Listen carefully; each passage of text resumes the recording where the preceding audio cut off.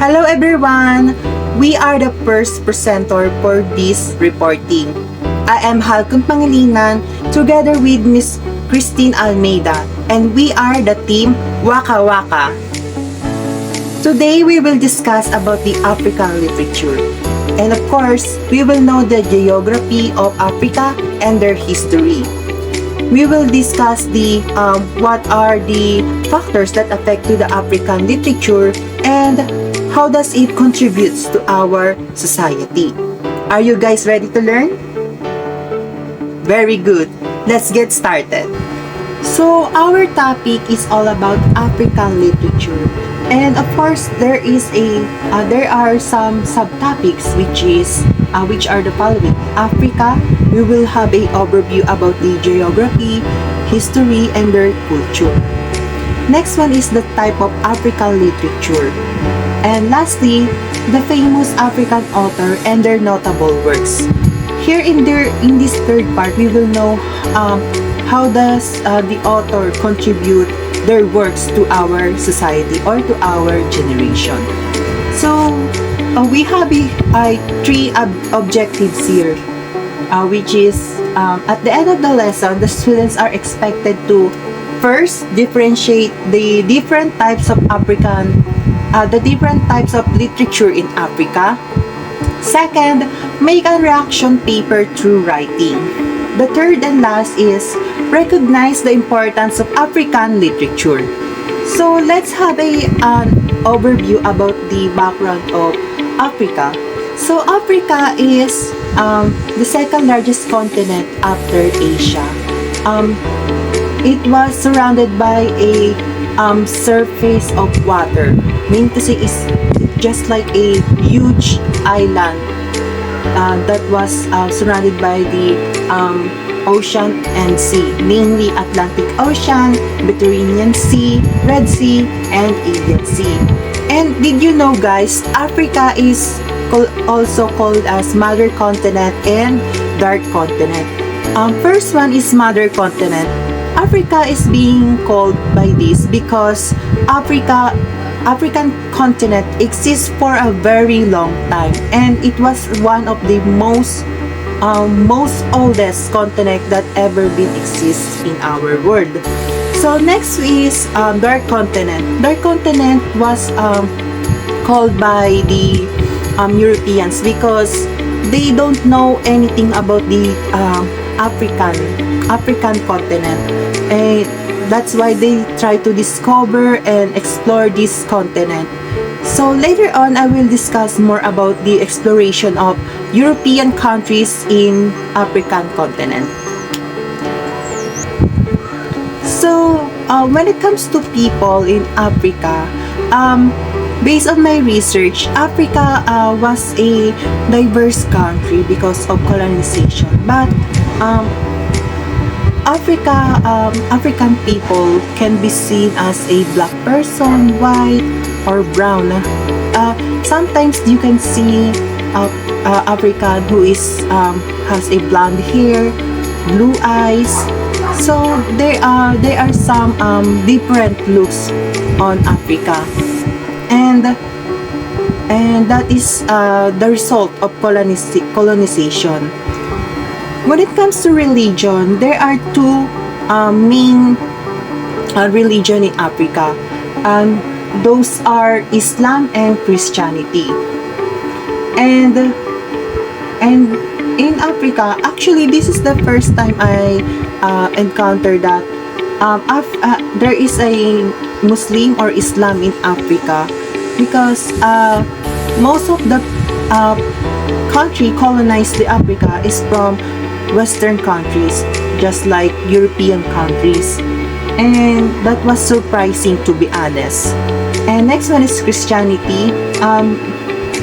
Although their distributions are not discrete. So here is the map of African continent. As you can see, it was most of them are connected to each other and surrounded by the water. So here are the countries that you can find in Africa. And African continents consists of 54 countries, and I won't mention it because there are too many to mention. So that's it. Next, so when it comes to language of Africa, there are many languages that been spoken, but based on our research, there are 11 most spoken languages in Africa, and namely, first is Swahili. Take note, guys. These 11 languages are particularly in any order. First is Swahili. Second is Amharic. 3. Yoruba. 4. Oromo. 5. Hausa. 6. Igbo. 7. Zulu. 8. Shona. 9. Arabic. 10. Portuguese. And 11. French. So, as you can see, some of the spoken language can be spoken on other countries, just like Portuguese and French. And later on, I will discuss about how does the Africans speak this kind of languages. So, the another topic that we'll discuss is the scramble for Africa. It happens during 1880 to 1914. So, the scramble for Africa happens during 1880s to 1914. So, the scramble for Africa, it's all about the colonization of European countries that while exploring, they found a continent which is, they discovered that this place is very rich in raw materials that could be used in their trade, that can be a source of income for their country. So that's why a lot of European countries, just like Great Britain, France, Spain, Germany, Belgium, and Italy, began to claim this continent, and they try to construct railroads and other transportation so that they can easily transport their materials to their country and will sell it to the global market. And of course, 90% of the Africa was already invaded by the European countries, and there are only 2 countries that have been not colonized by the European countries, namely Liberia and the Ethiopia. So, based on my research, Liberia was also attacked by the Italy, but the Italy defeated by the Liberia. So while invading the Africa, some of the tribes tries to fight against the European countries, and those are the Ashanti, Fulani, Tuareg, Opobo, and Bile and Shona. But in the end, they failed to defeat the Europeans. So that's why the Europeans successfully invaded Africa. But the problem here now is how they will rule the African countries. How will they control the people? So that's why they try to organize the ethnic groups by according to their looks, their language, and their culture. After the successful organizing the ethnic group and the people, they successfully take over the Africa. They have the power in everything, like in people, in of course the country. And that's why the result of that, the Africans are completely changed their lives, like their traditions, their culture, and also their entire life. So that was the beginning of their struggle. So this is the illustration of the map of Africa during the scramble of Africa. So as you can see, these are the labels of the country that colonized the African continent. The blue represents the British, the red one is French, the violet is Spanish, yellow for Portuguese, black is Belgian, green for German, and brown for Italian. And the color white symbolizes independent. So as you can see, the red one dominated the Africa, and which is French. So that's why the French is a spoken language in Africa until to this day. So the color white symbolize the independent, which is the Liberia and Ethiopia. So the next one is about the African worldview. The African worldview, it's all about the concept of how the world will be a better place if we try to unite to each other. If we try to harmonize to each other. What will happen to the world if there is a love, acceptance, and understanding to each other. It says here that do you see life in a holistic way? Do you try to relate to others as if we are all part of one creation? Do you think the world will be a better place if everyone tried to relate to others in this way? So if I were answer this question, I will answer it yes. The world will be better if there's a acceptance, understanding, and love to each other, because in the first place we are all different, but despite of differences we are all equal. We live in the same we are living in the same planet, wherein we breathe the same air and drink the same water. It's just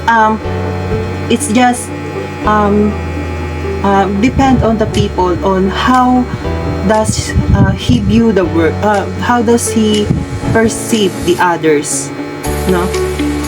It's just the matter of accepting of each other.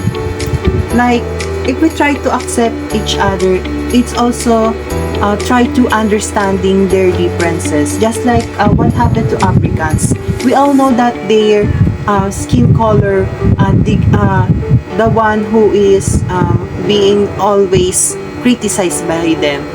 But always remember that their skin color is normal and it's still acceptable to our world, because it's not their fault or not their cause to be black, right?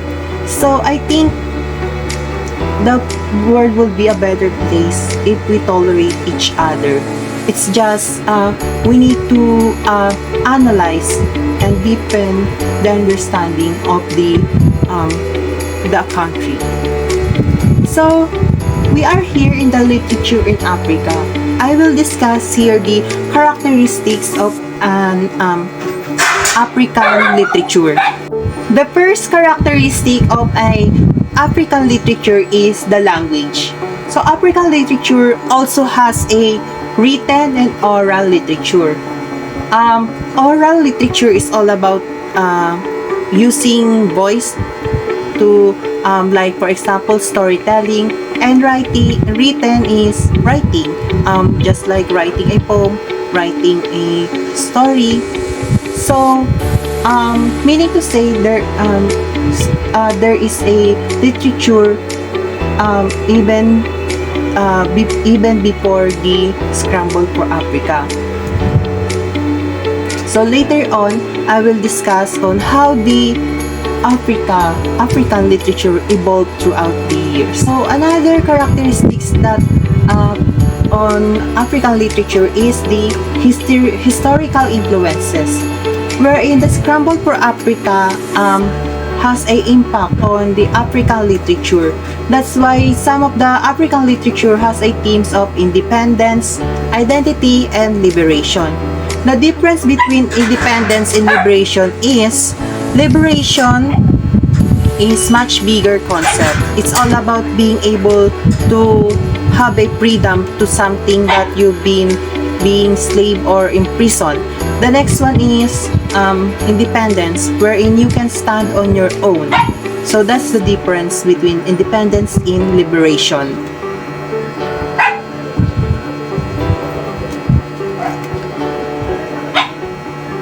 So,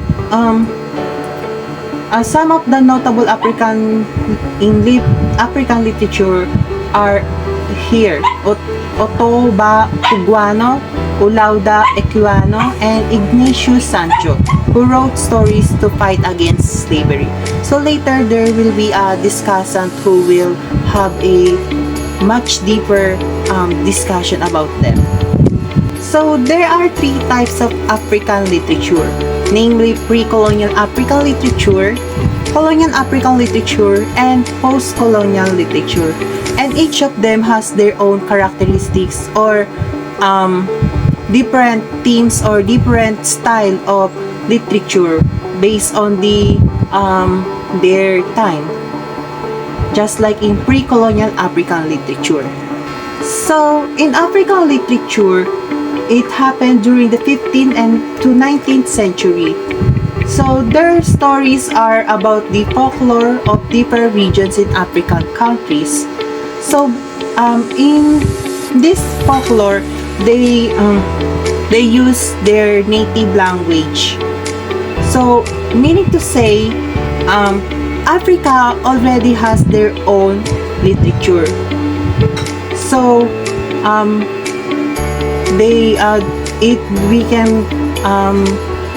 it has a change because of the colonization. So the next one is the colonial African literature, which is it's all about the colonization of the Europeans in African literature. Here in this part, it is different from the pre-colonial. If the pre-colonial is all about the folklore or about the storytelling in their country by using their own language, here in colonial African literature, they try to convey their expression through writing. They try to state the information and facts using in a writing. They try to express how they feel and what's happening on their country. That's why their theme is all about the independence, liberation, and identity. So that's why they try to use some languages from different countries, just like French or the English, because they try to spread their words to others, just like what did our national hero Jose Rizal to Noli Me Tangere. He wrote the Noli Me Tangere in Spanish because he wants to scatter or spread the book or the true agenda of his book. So here in post-colonial African literature, writers from Africa try to write using Western language and African languages. And the theme of the author here are the modernity and tradition, a relationship between Africa and past and their present. Also, they try to discuss about capitalism and socialism, and also about themselves on how what it is to become African. So they try to write or have a literature about different things, because in post-colonial they're in their freedom already. So that's why they have a different literature here. So, a pleasant morning to all of you. I am Christine Almeida from Besed English 2B. So, after Mr. Halcon discussed the African literature backgrounds or history, we will now proceed to the types of literature that may found in Africa, and also the famous authors and their notable works. So, let me first introduce you the African literature. So let me read first what's on screen. So African literature is a vast and diverse field that encompasses a wide range of literary genres and forms, reflecting the diversity of cultures, language, and experiences across the African continent. So it means African literature is a complex, which means it is not limited to a single genre or style, encompassing various forms of storytelling, poetry, novels, plays, and more. It also reflects cultural diversity by drawing from a wide range of cultural contexts and traditions. It is also created in many languages, including the indigenous African languages, also the languages introduced through colonization. For example, English, French, Portuguese, and so on. So here are some types of literature found in Africa. So the first type of literature that may found in Africa is oral literature.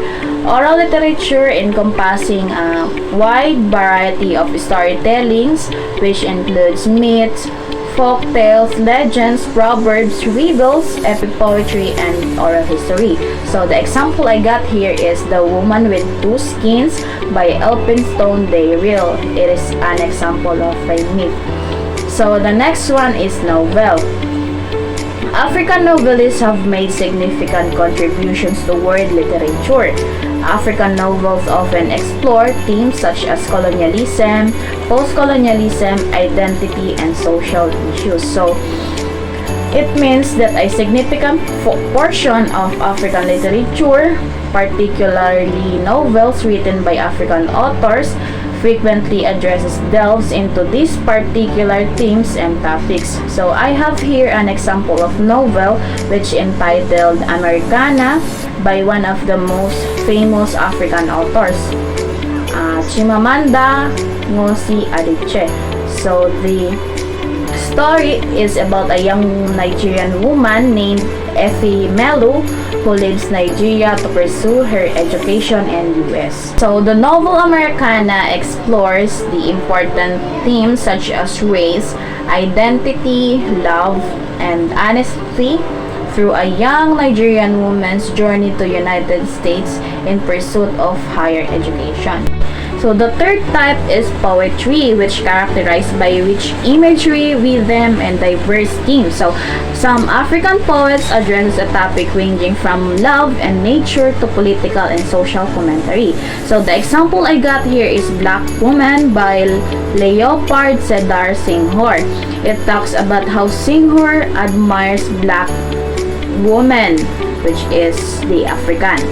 He sees his poem as a tribute to African women, which talks how African women physical beauty, their strength, and their resilience. So the next one is drama and playwriting. African playwrights have produced significant works that engage with social and political issues. So the example I got here is Chattering and the Song by Femi of Sophie San. It is a play that talks about the issues of corruption, power, and moral decay of society in Nigeria. The next one is autobiography and memoir. African authors have written autobiographical and memoir works that offer personal reflections on their experiences, often addressing themes of identity, migration, and cultural adaptation. So we're all familiar with the autobiography and memoir. So autobiography aims to provide a comprehensive and factual account of person's life, while memoir focus on specific themes, periods, or experiences that are more reflective and subjective. So the example I have here is Long Walk to Freedom by Nelson Mandela, which talked about getting through freedom after a very long struggle due to courage of all people who sacrificed so much for equality and peace in the country. So the next one is children literature. African children's literature is growing genre that introduces young readers to African culture, history, and folklore. So, this literature probably aims young readers to introduce African culture, history, and folklore. So, the example I got here is Nelson Mandela's favorite African folk tale. So, edited by also him, which features a diverse selection of traditional African stories. And the last type is essays and nonfiction. African essayists and nonfiction writers engage with a wide range of topics, including politics, social issues, philosophy, and culture. These works contribute to critical discussions about Africa's past, present, and future. So, in essays and nonfiction, it's basically a wide range of topics. And the example I got here is Decolonizing the Mind by Ngugi wa Thiong'o. It talks about the minds of Kenyan people who have been colonized by a language, literature, and culture which has taken away from themselves. So now let's proceed to the talented authors and their notable works which contributed to the global literary canon. So, African literature boasts a wealth of talented authors who have made significant contributions to the global literary canon. So, here are some famous African authors and their notable works. So, the first author who contributed to African literature is Chinua Achebe from Nigeria, a renowned Nigerian writer and one of the most influential figures in African literature. He was born on November 16, 1930 in Ogidi, Nigeria and passed away on March 21, 2013 in Boston, Massachusetts, USA. And one of his notable works is Things Fall Apart, 1958, a groundbreaking novel that explores the impact of colonialism and traditional African societies' struggle to adapt to change. So, the Things Fall Apart is the novel chronicles the life of Okonkwo, the leader of an Igbo community from the events leading up to his banishment from the community for accidentally killing a clansman. Through the 7 years of his exile to his return, and it addresses a particular problem of emergent Africa, the intrusion in the 1890s of white missionaries and colonial government into tribal Igbo society. And there are some other notable works of Chinua Achebe, including the No Longer at Ease in 1960, Arrow of God, and so on 1964. So the second author is Wole Soyinka from Nigeria, a Nigerian playwright, poet, essayist, and critic who is widely regarded as one of the Africa's most prominent and influential literary figures. He was born on July 13, 1934 in Abeokuta, Nigeria. And one of his notable works, including Death and the King's Horseman, 1975, a tragic play that delves into the clash between British colonial values and Yoruba cultural traditions. So, Death and the King's Horseman talks about it is a play that tells the story of Elysin, the King's Horseman, who is expected to commit ritual suicide following the death of the king, but who is distracted from his duty. So, his other notable works are Ake, The Years of Childhood, and in 1981, and so on.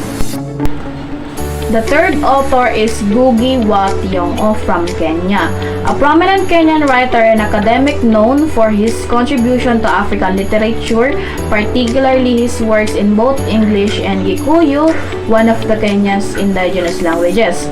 He was born on January 5, 1938 in Kamiri. His notable work including A Grain of Wheat in 1967, a novel that vividly captures the complexities of Kenyan struggles for independence from British rule. So it basically talks about the indigenous Kenyans' resistance to British colonial control. The novel centers on a handful of individuals and their motivations for participating in the independence movement or Mau Mau. Mau Mau. I don't know, correct me if I'm wrong. So, some other notable works of Ngugi wa Thiong'o is The River Between in 1995, Whipnut Child in 1964. So, the next author is Chimamanda Ngozi Adichie from Nigeria, a highly acclaimed Nigerian writer known for her novels, essays, and public speaking on topics related to feminism, identity, and African culture. She was born on September 15, 1977 in Enugu, Nigeria. So one of her famous works including Half of a Yellow Sun in 2006, a powerful novel set during Nigeria's Biafran War, exploring themes of love, war, and identity. So, the Yellow Sun basically, the Half of a Yellow Sun basically talks about the story of the years leading up to and the course of Nigerian Biafra War of the late 1960s. Following a failed coup, Nigeria's Igbo population centered in the east of the country seceded to form a proto-independent state called Biafra. So some other notable works of Chimamanda are The Purple Hibiscus in 2008 and The Americana in 2006, which I have talked about the race and identity earlier. So the next author is Chiguzi Obayoma from Nigeria, a Nigerian author who was gained recognition for his novels and contribution to contemporary African literature. He was born on November 15, 1986 in Akure, Nigeria. He is also known for his captivating storytelling and has received critical acclaim for his novels. So, the notable works of Obayoma is The Fisherman in 2015, a tale of a sibling rivalry and tragedy in a Nigeria town, blending folklore with contemporary storytelling. So, The Fisherman basically talks about the four brothers, Ikina, Boha, Obimbe, and Ben, whose childish, curious adventure of fishing led their family into simultaneous heartbreaking scenes of pain and death.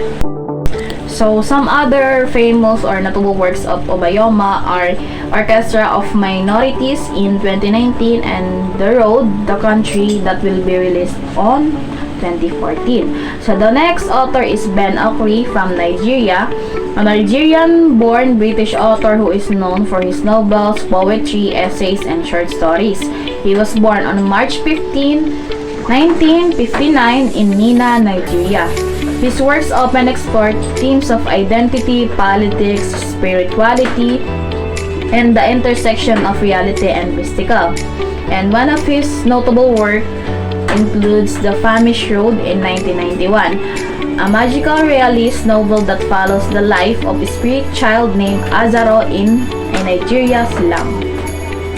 So it talks about the story of Azaro, an Abiku, a child spirit who repeats over and over again the cycle of life and death. For reasons that never become clear, Azaro finally decides to stay on Earth and live a full life. So his other notable works includes A Way of Being Free in 1997, Songs of Enchantment in 1993. So the next author is Nadine Gordimer from South Africa, a South African writer and political activist who was born on November 20, 1923 in Springs, South Africa, and passed away on July 13, 2014. She is renowned for her powerful and insightful literary works that explored the complexities of the apartheid in South Africa and the moral and social issues surrounding racial segregation and oppression. So one of her famous works includes Burger's Daughter in 1979, a powerful novel exploring the complexities of anti-apartheid activists in South Africa. So the story basically talks about the unforgettable Rosa Burger, a young woman from South Africa cast in the mold of a revolutionary tradition. Rosa tries to uphold her heritage handed on by martyred parents while still carving out a sense of self. Although it is wholly of today, Burger's Daughter can be compared to those 19th century Russian classics that make a certain time and place come alive and yet stand as universal celebration of the human spirit. And some of her notable works includes July's People in 1981, The Conservationist, 1974. And now we're down to our last author, which is Tsitsi Dangarembga from Zimbabwe. A Zimbabwean writer and filmmaker known for her contributions to African literature and her advocacy for social and gender equality. She was born on February 4, 1959 in Mokoto, Zimbabwe, or formerly Rhodesia. Her famous works include The Nervous Conditions in 1988, a semi-autobiographical novel that offers insights into the life of a young girl in colonial Rhodesia, now Zimbabwe, as she navigates family, education, and identity. So it basically talks or explores themes of gender identity, colonialism, and the struggles of a young girl named Tambudzai or Tambu in colonial Rhodesia, which is now in Zimbabwe, as she seeks education and independence. It is a coming-of-age story that sheds light on the challenges faced by women and girls in a patriarchal society. So, our conclusion. In conclusion, African literature is a testament to the power of storytelling and the enduring resilience of culture in the face of historical injustices and societal transformations. From the ancient oral traditions that have survived the ages to the modern novels, poetry, and essays that continue to shape the literary landscape, African literature embodies the spirit of innovation, resistance, and celebration. It is a vital mirror reflecting the complexities, aspiration, and diversity of a continent and its people. And it will be undoubtedly continue to inspire, inform, and captivate readers for generations to come. So meaning to say, African literature is proof that we can do something about to our country, just like the power to tell the truth or true writing.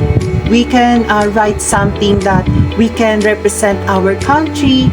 We represent our country, such as our history, about the social events, and of course the inspiration or aspirations, and of course what our country have been through. So what is written in the literature reflects or represent what our country is.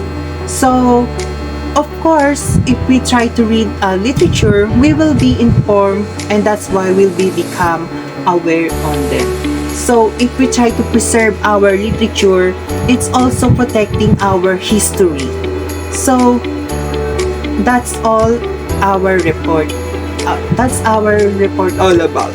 Thank you. So that will be all for today. Once again, I am Christina Almeida from Beside English 2B, and I hope you learned something in our report.